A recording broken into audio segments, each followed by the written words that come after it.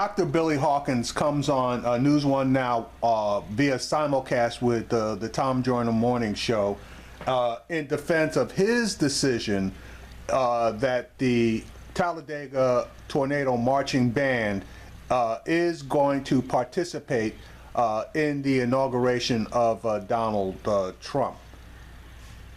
Here we go.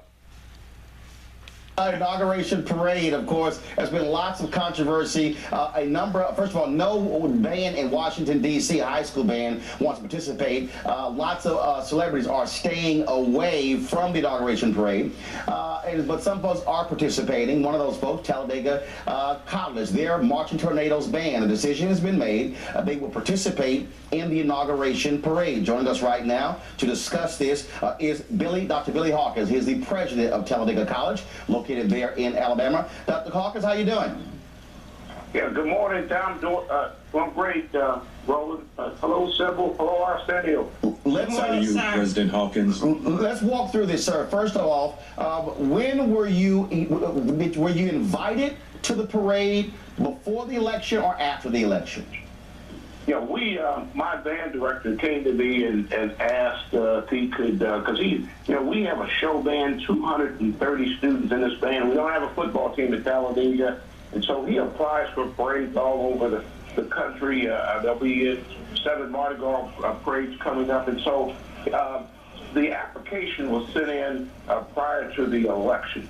And then subsequently we were selected, and to be honest with you, the band and the band director was very, very excited to receive the invitation.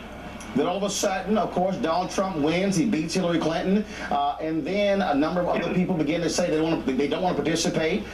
And when this came out, where you were making this decision, you've been getting pushback from alumni and others, angry that Talladega will still participate in the inauguration parade of President-elect Donald Trump. Well, I did not view this as a political event, but I viewed it as a civic ceremony, an opportunity for our students to observe the process of the transition of power. And of course, many of our students, matter of fact, I would say almost all of them, have even never had the opportunity to travel to our nation's capital. So I did vet this with the band, with our students, and they were excited to go and participate. So we talked about this, and let me say that, I do respect and appreciate how some of our students and our alumni feel, because there has been a lot of pushback, and but it's been both ways with our alums, and so I really respect and feel that, and we're not doing this for political reasons. I've received threats. My chairman has received threats, and some of those very, most of that is very unfair, to us. But it's about our. Let me stop him right there. Okay, number one, yeah, he's gotten a lot of pushback from alums.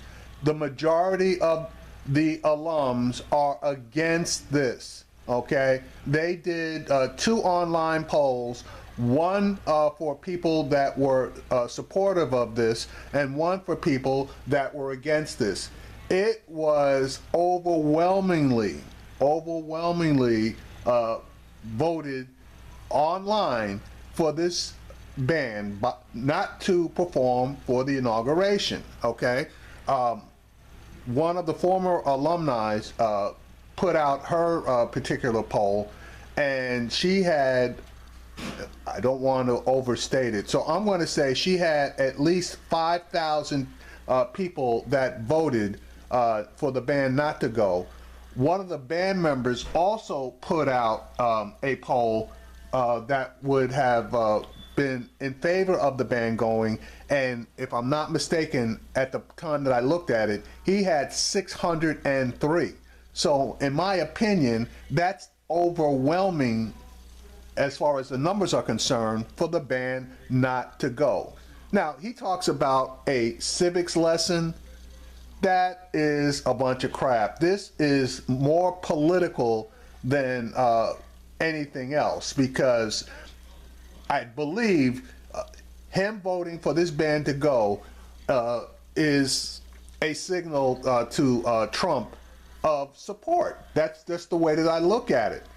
And if he's trying to get some federal dollars for his school, obviously this would be one way to do it. Now, on the other side of this, with the pushback that he's going to get, not just from alum, but from other people around the country, he may have an enrollment problem, okay? He may have a significant drop in the number of students that want to enroll in his college, to the point that that in itself may create a financial hardship. There is a lot of negative publicity against his school regarding this. But let me continue. Is this the first? That's why. Was this the first time your band was ever accepted to participate in an inauguration parade? It's this first time in the history. This is very historic for. Okay, he said it himself. This is the first time. Why did his band get approved? And it's going to be the only HBCU band or black band or minority band that's going to perform at this inauguration. This is a tokenism move. They have to have some type of minority participation, and this guy played exactly into their hands. If there were no minority participation in this inauguration, that would send a huge signal. That would be a giant red flag as to which way this administration is viewed in this particular country. So he basically is, I don't know if you want to say he fell into a trap. I don't believe he fell into a trap. He's basically just going along with the program, going along to get along, and serving his band up as a sacrificial lamb and a symbol that, oh yeah, black people are really supportive of Donald Trump as well. That's just my opinion. Anyway, there's a bunch of additional information that you need to be made aware of, as far as funding and as far as the monies that they have raised in order to go to this event. Here we go. For our students and for the institution, and that's how we have viewed this this invitation. But it's about our students. It's about when you look at, I believe that our HBCUs must come to the table with this administration. You all know the battle that our students have faced with student federal financial aid. Our campus infrastructures and the need to increase Pell further. It's hard for our students to stay in school, and I struggle all the time with our students not having enough money to attend from one semester to the next. It was very hard to say to Dr. Billy Hawkins, Dr. Billy Hawkins, I understand, because the Time Joiner Foundation has helped you and other HBCUs, because we all have financial problems. And you said something at the top of this interview that was very interesting, and I don't want to skip past it. You said you don't have a football team, you just have a show band, and that show band applies for parades and events all year long, because it is money making for your school. Correct? Yes, it is. The band is money making. How much do you charge to do an event like the inauguration, and who pays for it? Well, for the inauguration, we have to raise these funds, so they're not paying for us to come. I don't think they're paying for anyone to come.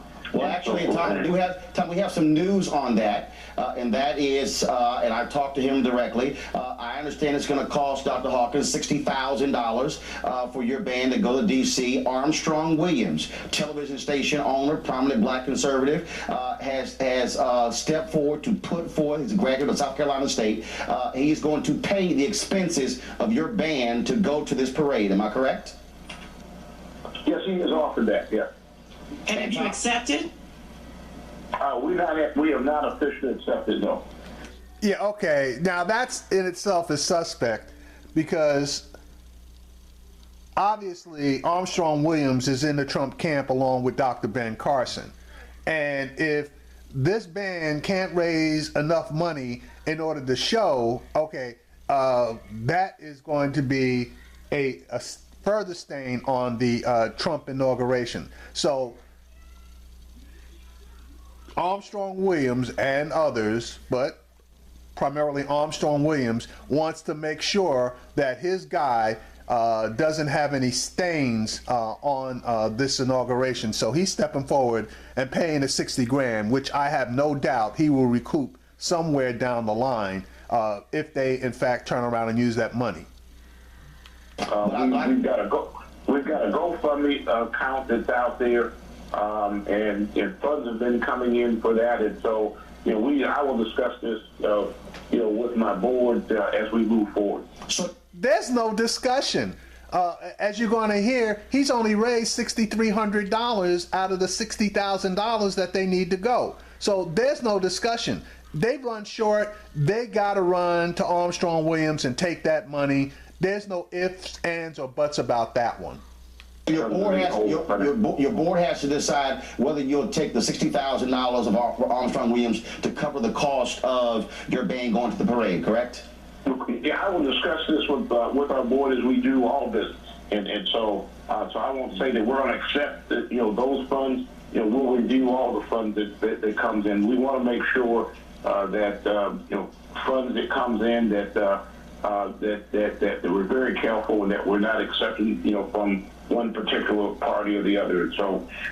Well, the damn Democratic Party damn sure ain't going to be contributing any funds to you. So your only option is to accept funds coming in from a supporter of the Republican Party, which Armstrong Williams is. So what you just said is total bullshit. I will review this with my board. Well, right now the GoFundMe is at $6,300, and you have a $75,000 goal. So, might want to take Armstrong's money. I'm just saying. If somebody gonna cut a check. And let's be clear, it doesn't cost $60,000 to get 200 students on a bus to go to Washington, D.C., stay in a hotel and eat. A lot of that money goes to the school. A lot of that money. No, Tom. We've costed out. I mean, these buses. You're talking. I'm moving 230 kids, Tom. And you're probably talking about 5 or 6 buses. Yeah. And these charter bus companies, they're not cheap. You got food that's involved, and then you've got hotel that's involved. I mean, those are expenses. I mean, when we go to Mardi Gras, and of course we charge the various parades that we participate in Mardi Gras. That's what I'm saying. I mean, I know that there's some profit to be gotten out of $60,000. But here's the deal. I read the inauguration committee. I'm sorry, Roland. Go ahead. I'm sorry. Go ahead. No, go on, Roland. I'm sorry. Go on. Keep going. No, the inauguration parade committee, they don't pay any of the folks who are coming there. But it's very simple, Mr. President. If you said you cost it out, if you get the GoFundMe account, and if Armstrong give you the 60 grand and you got money left over, you're going to keep the money, right? Yes. Hey, Tom, don't you raise money for student scholarships for our students? Yes, I do. Okay, so our students need they need financial aid to stay in school. Tom Jordan does a wonderful job. That's why I'm all for you all going to the inauguration and getting $60,000. Because Tom, when I was at Texas College, you supported me. Yes. And you have supported me financially while I've been president at Talladega College, and I appreciate what you've done for me over the years.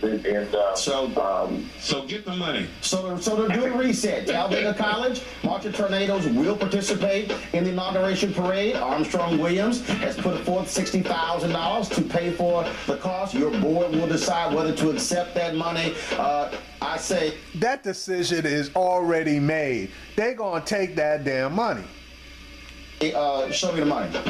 Dr. Hawkins, we appreciate it. Thanks a lot. Okay, thank you all. All right, I disagree with them going. They're going. If they're gonna go, take the damn money, okay? Because that's the only way they're gonna get to go. Because they're not gonna raise $60,000 or $54,000 additional dollars between now and the 18th, which is when they more than likely would have to be get up on those buses and drive up to DC. All right, if they're coming from Talladega College in Alabama, it's going to be at least a good, let's see, DC. It's going to be at least, I would say, 10 hours. 10 hours to drive up. You got to be on the safe side between the band and the equipment. They're going to need more than 6 buses for 230 people and the equipment. So you're probably talking about 7 or 8 buses. 6 buses probably are going to hold all of the students if you figure 40 people per bus. And then maybe they have their own vehicles that they would drive behind the buses with all the band equipment, but that's going to be 3 or 4 vehicles. So you got the transportation costs. Then you figure 2 students per room. They're going to need 130 rooms, depending on where they get those rooms at. Somewhere in the Washington D.C., Virginia area, they're going to. That's a hell of a lot of rooms. 130 rooms. They would be, fill up pretty much any holiday, small Holiday Inn or Circle Motel or whatever. Probably won't even get hotels. Probably get motels. Be there for a day, for that night. Load up. They're gonna have to be there for 2 nights because they're gonna have to get in. They're gonna have to review the area that they're gonna be rolling through, marching through, and they're gonna be marching through the streets, by the way. Then come back, spend another night, get up, get everything, all the uniforms, equipment, everything prepared. Okay, meanwhile, for 2 days worth of food for 230 people, that's not going to be all that cheap.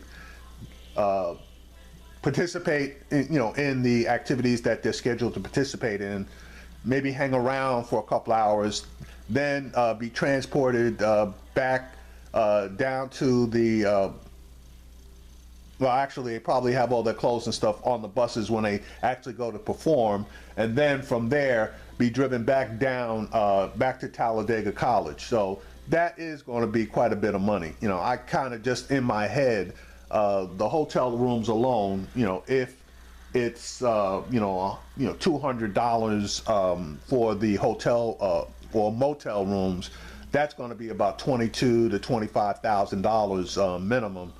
And then you got food to multiply the hotel costs, double that to cover the food. So you're talking about that's $40-some odd thousand.